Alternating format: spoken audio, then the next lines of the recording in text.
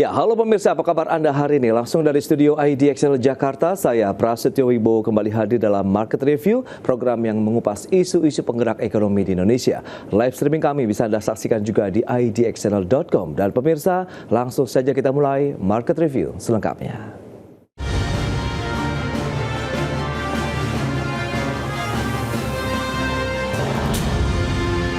Ya, pemirsa, Bursa Efek Indonesia kembali kedatangan anggota baru dan kali ini PT Soraya Berjaya Indonesia Tbk. Emiten berkedesam SPRE ini melepas 240 juta saham baru dengan harga penawaran Rp125 per saham dan total raihan dana IPO sebesar Rp30 miliar. PT Soraya Berjaya Indonesia Tbk resmi menjadi perusahaan tercatat di Bursa Efek Indonesia. Emiten berkode saham SPRE ini menawarkan sebanyak 240 juta saham baru dengan harga penawaran sebesar Rp125 per saham. Dengan demikian, perusahaan tercatat pertama yang berasal dari kota Padang, Sumatera Barat ini meraih dana segar sebanyak Rp30 miliar. Perseroan akan menggunakan dana hasil IPO untuk membeli persediaan kebutuhan bahan baku produksi seperti kain katun CFC, Dacron, busa dan resleting sekitar 90,71%. Kemudian sebesar 9,29% untuk pembelian mesin baru seperti mesin jahit pleating, mesin bed cover, mesin jahit, mesin carding bantal, mesin blower bantal, mesin press bantal, mesin obras, mesin zigzag hingga mesin sirsak. Serta untuk pembelian kendaraan operasional berupa 2 unit truk 2 unit dan 1 unit kendaraan operasional. Perusahaan yang bergerak di bidang industri dan perdagangan barang jadi keperluan rumah tangga telah beroperasi selama 24 tahun dan memiliki 2 pabrik dan 6 gerai yang berlokasi di Padang dan Pekanbaru. SPRE juga didukung oleh 93 karyawan, 140 penjahit, lebih dari 600 agen penjual dengan omset sebesar Rp49 miliar di tahun 2023. Di sisi lain, perseroan memasarkan produk menggunakan berbagai channel, baik secara online maupun offline. Jakarta, Tim Liputan IDX Channel.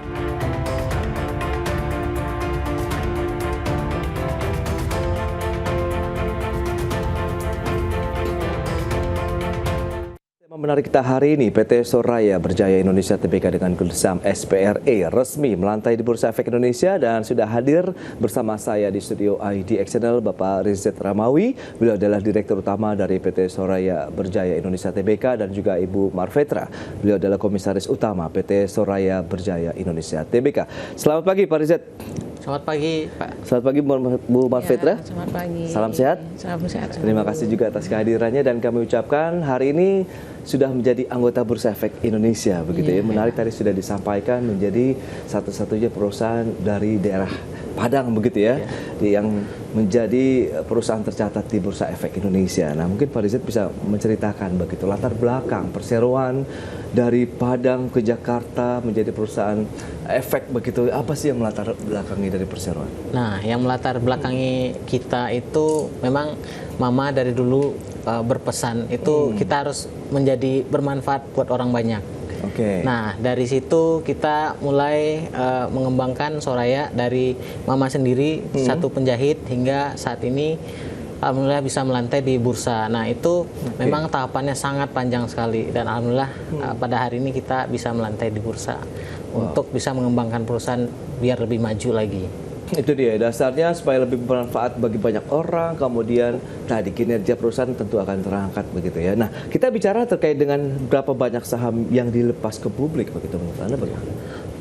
Saham yang dilepas ke publik saat ini sekitar 240 juta lembar saham ya. Dengan harganya di 125 per lembar sahamnya. Nah target dari dana segar hasil IPO nih kalau kita bicara begitu, berapa banyak sih kemudian nanti ini sudah di apakan saja begitu, nanti sudah dipetakan kah nanti penggunaannya untuk apa saja? 30 miliar rupiah kalau tidak salah. Iya, 30 miliar. Nah, perusahaan memang menargetkan akan menerima dana di 30 miliar lebih. Nah, dari situ kita akan menggunakan dana IPO lebih kurang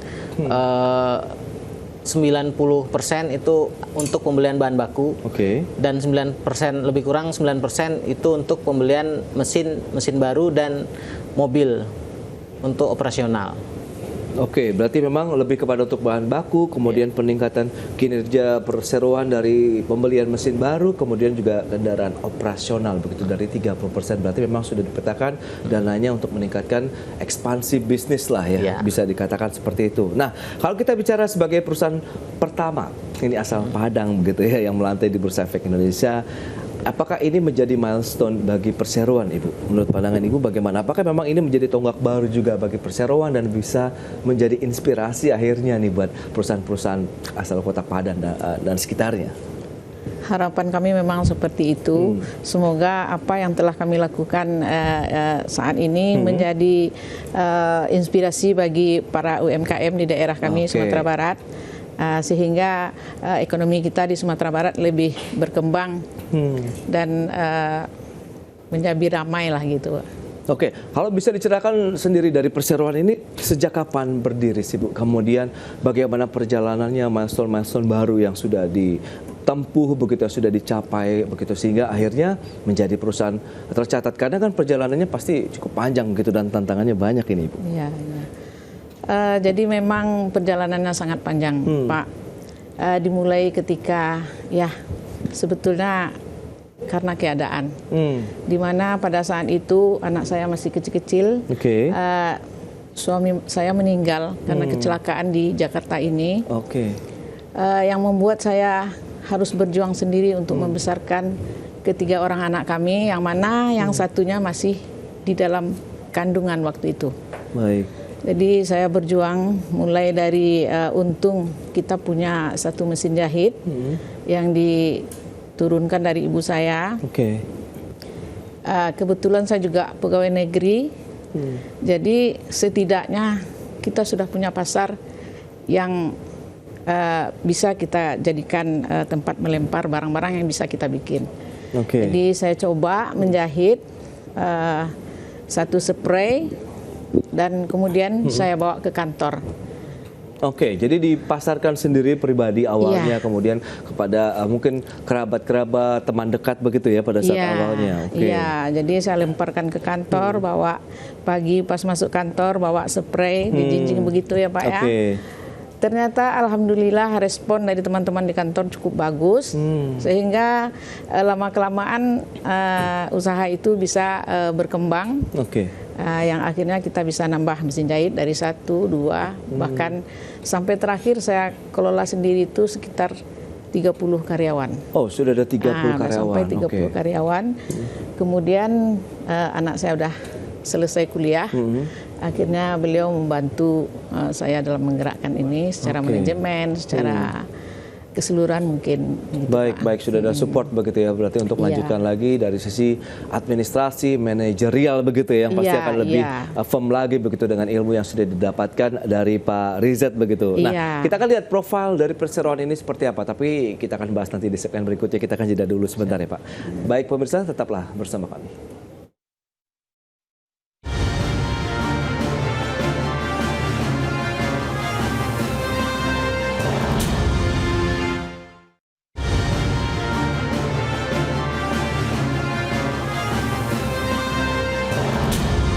Terima kasih Anda masih bergabung bersama kami dalam Market Review pemirsa, dan berikut ini kita akan sampaikan beberapa data terkait dengan profil dari emiten yang baru saja melantai di Bursa Efek Indonesia, yakni PT Soraya Berjaya Indonesia Tbk dengan kode sahamnya SPRE. Spray ini memang menjadi salah satu produk unggulan perseroan begitu yang sudah disampaikan tadi oleh salah satu komisaris utamanya begitu ya. Kini menarik kalau kita lihat dengan perjalanannya yang disampaikan Ibu Marvetra begitu untuk perseroan sendiri. Baik, kita akan saksikan bersama di layar televisi Anda, ini beberapa data yang bisa kita cermati begitu terkait dengan profil emiten PT Soraya Berjaya Indonesia Tbk dengan kode saham SPRE.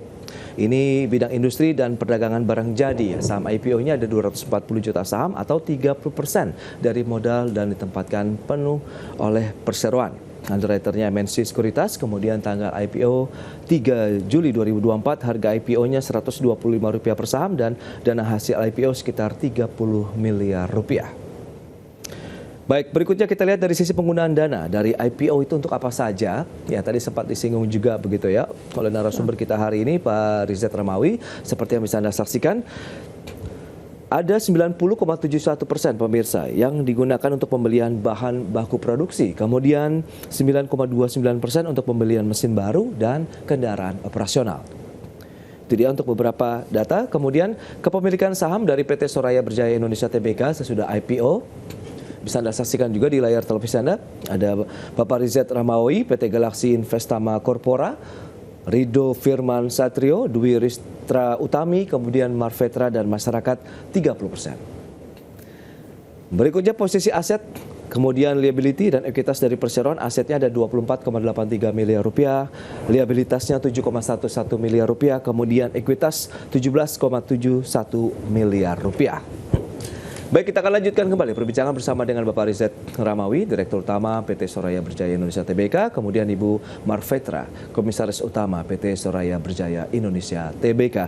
Baik Pak Rizet, mungkin bisa disampaikan juga dengan beberapa data yang sudah disampaikan tadi, profil dari perseroan sendiri seperti apa sih? Kalau tadi kan sudah disampaikan perjalanan bisnisnya, awal mula usaha, kemudian hingga mengantarkan perusahaan ke lantai pasar modal hari ini. Silakan. Nah, perusahaan sendiri adalah perusahaan produsen spray dan bed cover yang terbesar di Pulau Sumatera, di mana produk kami diantaranya spray, bantal, guling, dan perlengkapan tidur lainnya. Nah, di situ kita juga memiliki lebih kurang 1.000 agen yang tersebar di seluruh Pulau Sumatera.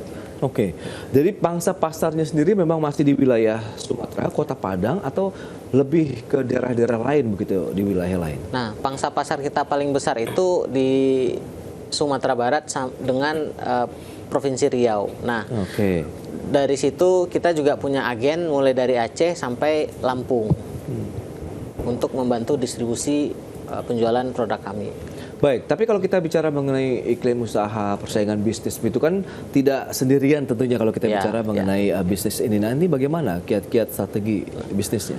Strategi kita yang pertama, kita memiliki SNI ya, Standar Nasional Indonesia produknya. Jadi terus kita juga memiliki motif-motif yang disenangi oleh orang Sumatera, warna-warna cerah, bunga-bunga.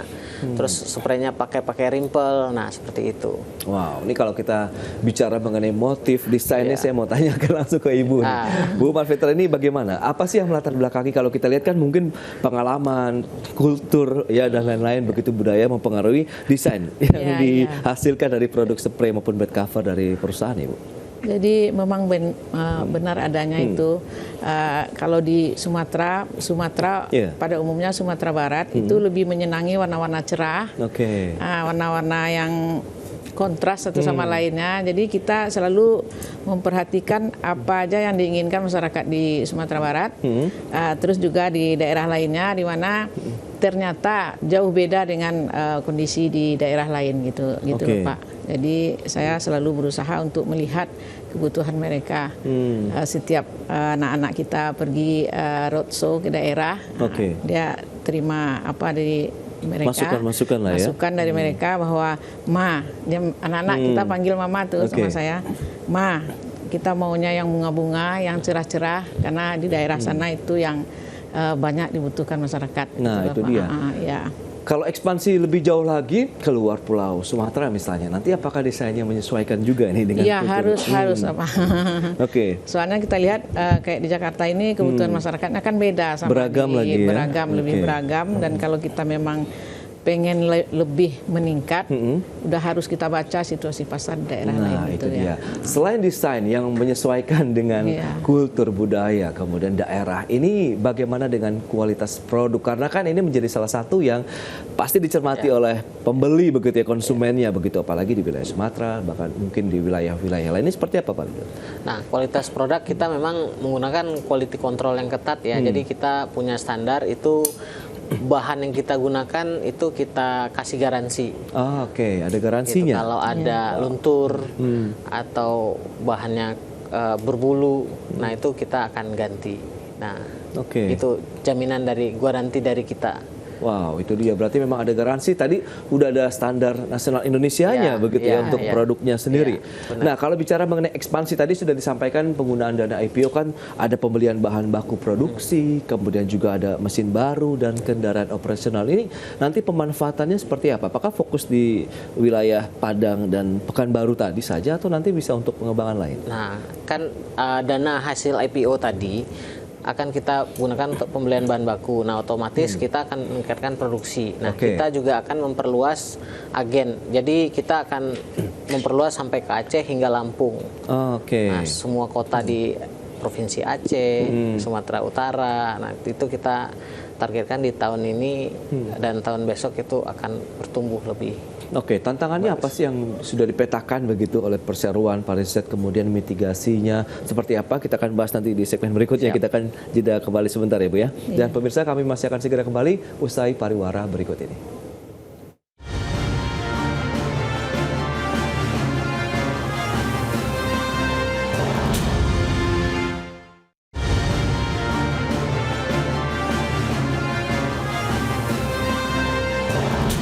Ya, terima kasih Anda masih bergabung bersama kami dalam Market Review. Berikut ini kita akan sampaikan kembali perbincangan yang menarik bersama dengan Bapak Rizal Ramawi, kemudian juga Ibu Marvetra ya terkait dengan IPO dari PT Soraya Berjaya Indonesia Tbk.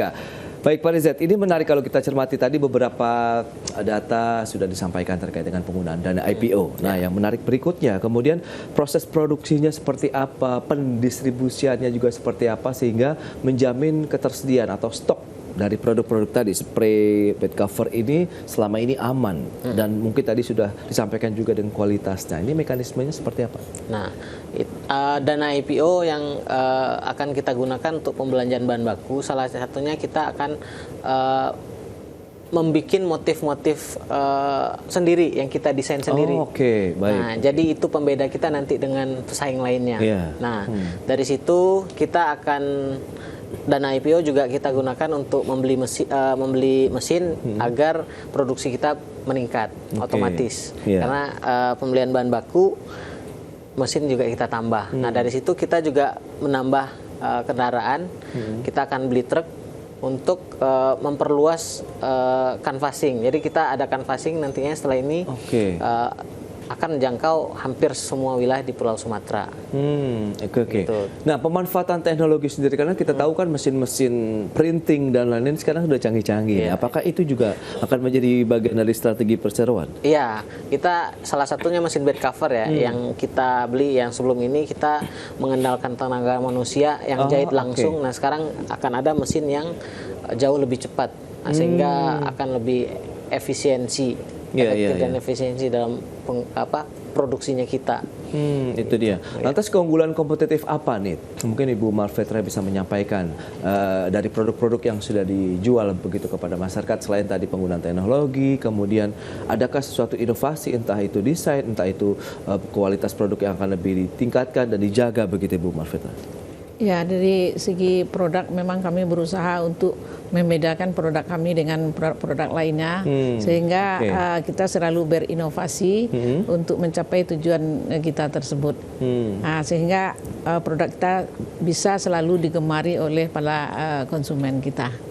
Iya, jadi ada inovasi terus begitu Pak. Yang menarik nih kalau boleh tahu, harganya terjangkau nggak sih Bu, sehingga ini kan menjadi salah satu, yaitu dia daya tarik juga nih selain produk-produk yang berkualitas tadi. Iya, jadi kami punya harga yang sangat variatif sekali, di mana ada harga yang cocoknya untuk menengah ke atas.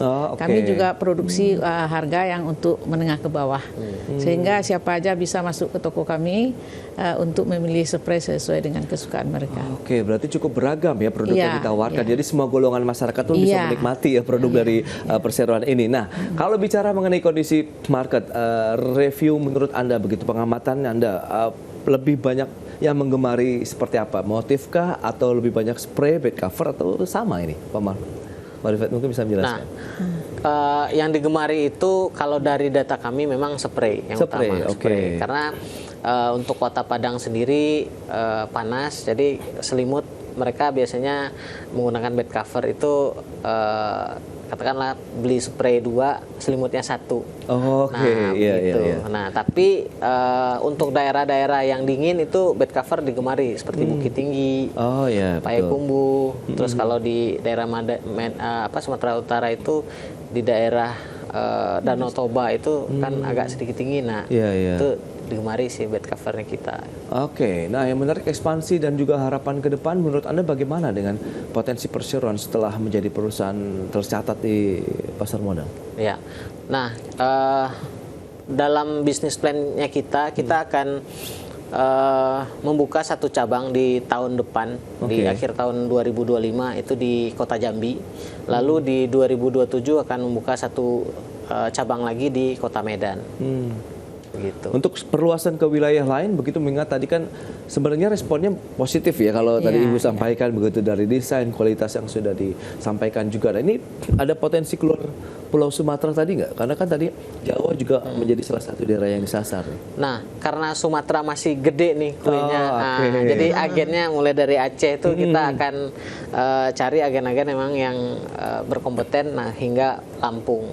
Jadi sebentar lagi kan tol Sumatera juga akan selesai. Itu harapan kami ke depannya akan lebih mudah transportasinya. Jadi penghubungan antar kota tuh udah. Gitu. Nah, terkait dengan sumber daya manusianya ini bagaimana Bu? Kalau misalnya dulu kan kita masih menggunakan tenaga manusia, kemudian sekarang ada mesin. Nah, itu apakah nanti dimanfaatkan misalnya untuk bagaimana memantau dari security-nya ke quality control atau bagaimana? Ya, kalau udah insya Allah kalau udah datang mesinnya nanti mungkin quality control tetap ya. Kita harus menjaga itu kualitas barang kita sehingga tetap pasar yang kita tuju itu tercapai semuanya itu Pak. Baik, kalau Anda melihat Pak Rifat bagaimana tantangan yang sudah dipetakan, dimitigasi tadi sehingga ini dengan berbagai rencana ekspansi ini akan lebih smooth begitu ke depannya? Tantangan sebelum IPO itu memang dari transportasi ya, karena transportasi, makanya kita merencanakan membeli kendaraan, nah agar bisa kita lebih aktif nih ngejar pasarnya ke Sumatera Utara, Jambi, Palembang. Karena semakin luas penetrasinya, pendistribusiannya berarti membuka pasar-pasar baru ya? Ya, benar. Oke.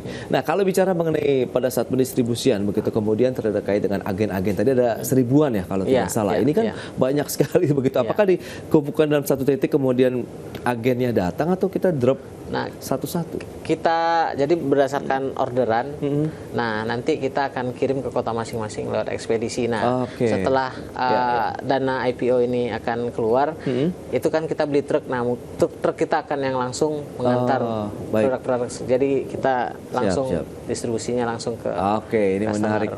Baik, terakhir Ibu Marvetra, harapan Anda tentunya terkait dengan perseroan yang sudah menjadi anggota Bursa Efek Indonesia ke depan akan seperti apa nih Bu? Silakan.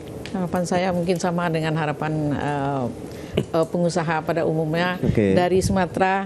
Kalau bisa kan mengindonesia gitu loh Pak. Itu dia. Baik, itu dia. Semoga bisa menjadi inspirasi dari Kota Padang, satu-satunya perseroan yang melantai di Bursa Efek Indonesia, sehingga menjadi inspirasi bagi perusahaan-perusahaan UMKM lainnya tentunya begitu ya, untuk juga menjadi perusahaan tercatat. Baik, Pak Riza, terima kasih banyak atas waktu dan kehadirannya hari ini. Bu Marvetra juga terima kasih banyak atas informasi atau insight yang sudah disampaikan. Sukses terus untuk perseroan kalau sudah menjadi anggota Bursa Efek Indonesia pada hari ini ya. Baik. Dan pemirsa, jangan beranjak dari tempat Anda karena sesaat lagi kami masih akan kembali dengan tema menarik lainnya terkait dengan rebalancing konstituen, Indeks Pevindo iGrade dan juga IDX Pevindo Prime Bank. Kami segera kembali. Terima kasih Bu. Sukses Bu ya. Konstituen Indeks Pevindo iGrade dan Indeks IDX Pevindo Prime Bank dalam